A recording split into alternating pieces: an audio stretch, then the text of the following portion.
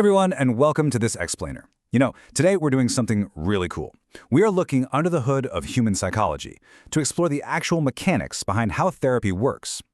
Have you ever wondered what exactly happens when someone sits down with a professional to heal their mind? It's an absolutely incredible process, and we're going to unpack exactly how the whole shebang functions.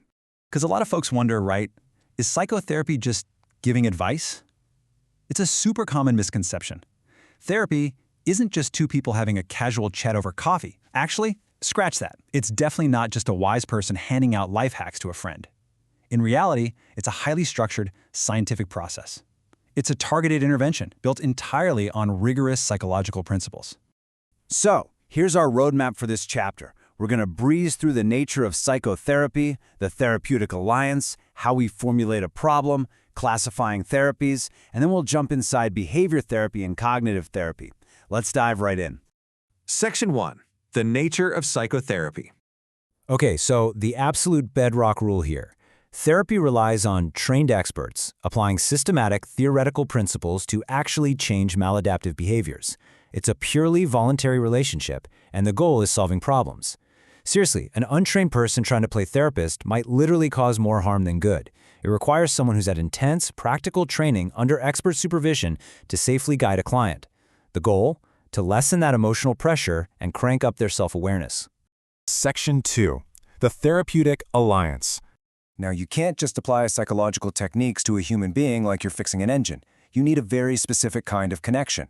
This trusting, highly confidential, non-judgmental relationship is the actual vehicle for change. It's a contractual partnership, meaning two willing people teaming up to tackle a problem. And importantly, it has a limited duration. It's designed to end the second the client takes back control of their life. The therapist provides what we call unconditional positive regard. Basically, they accept the client warmly, no judgments, even if the client is being difficult or confessing things they feel terrible about. What's super fascinating here is the profound contrast between empathy and sympathy. For a therapist, empathy is an absolute must. Sympathy just means you feel pity for someone suffering, but you're keeping your distance, Empathy, on the other hand, is literally putting yourself in their shoes. It's understanding their world from the inside out. That empathy is the secret sauce that transforms a clinical alliance into a truly healing relationship. Section 3. Formulating the client's problem. Let's walk through the 3 ongoing steps of clinical formulation. Think of this as the therapist's blueprint for treatment. First, you have to truly understand the full weight of the client's distress. Second, you pinpoint specific target areas. Like if a client can't hold down a job because they're terrified of their boss, the targets are high anxiety and a lack of assertiveness. Then, step 3, once you have your targets, you choose the exact techniques to treat them. And remember, this is totally dynamic. Therapists are constantly tweaking this formulation as they learn more during sessions. Section 4. Classifying therapeutic approaches.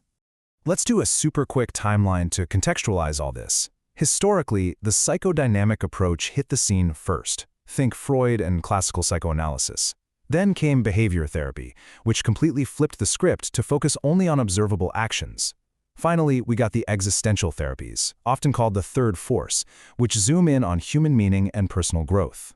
These 3 systems view human suffering so differently, it's wild. For the cause of distress, psychodynamic therapy blames intrapsychic conflict, basically unresolved childhood stuff. Behavior therapy says, nope, it's just faulty learning. And existential therapy argues the cause is questions of meaning and loneliness in the present. Because they see the root cause differently, their idea of a cure totally changes. For psychodynamic, success is emotional insight. For behavior, it's swapping bad habits for adaptive behavior. And for existential, the ultimate win is personal growth. Section 5. Inside behavior therapy. Okay, let's zoom in on behavior therapy. This approach basically says that psychological distress comes entirely from faulty behaviors or patterns happening right now. The past? It only matters to see how a habit started. Imagine a student who starts smoking while cramming for exams. The exam anxiety is the antecedent, the trigger. They smoke, they feel temporary relief, and boom, that relief becomes the maintaining factor that reinforces the smoking. The behavior is literally locked into place by that feeling of relief. So how do therapists fix this? They use operations to establish healthy behaviors, almost like an engineer. You can change what happens before a behavior or what happens after. Say a kid refuses to eat dinner. An antecedent operation, changing the before, would be giving them less food at snack time so they're actually hungry. A consequent operation, changing the after, is praising them enthusiastically when they finally eat. By controlling that before and after, therapists can literally wipe out bad behaviors and build up good ones. Take differential reinforcement, for example. Picture a little girl who throws an absolute tantrum to force her parents to take her to the movies. A therapist would tell the parents to do two things at exactly the same time.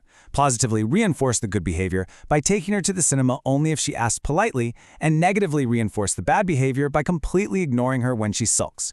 Reward the good, ignore the bad. It's a total game changer. To pull this off, a behavior therapist has a massive toolkit. I'll just rattle off a few. Negative reinforcement is all about escaping painful stimuli. Aversive conditioning pairs a bad habit, like drinking, with a mild shock so it becomes repulsive. Positive reinforcement rewards the good stuff. Token economies give out tokens for good behavior that you can trade for treats. Systematic desensitization tackles phobias head-on. And modeling? That's vicarious learning, where the client watches the therapist act out the right behavior and just mimics it. I want to pause on systematic desensitization for a second, because it relies on this incredibly cool principle called reciprocal inhibition. It simply means that if you have two mutually opposing forces, the stronger one inhibits the weaker one. Simply put, there's no way you can physically be deeply relaxed and highly anxious at the exact same time. So therapists build up a client's relaxation response and then slowly introduce mildly scary thoughts. That built-up relaxation literally overpowers the weaker irrational phobia. Section 6. Cognitive Therapy and Beliefs.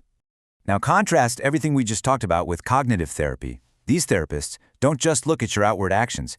They locate the root of distress in your irrational thoughts and beliefs.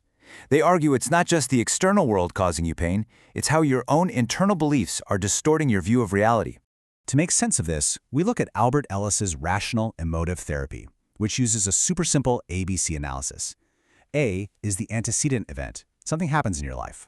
But that event doesn't directly cause C, the consequence, which is your negative emotion. Right in the middle is B, your belief. If your belief about the event is irrational, the consequence is going to be psychological distress. So how do therapists spot these irrational beliefs in the wild? They listen for really rigid words.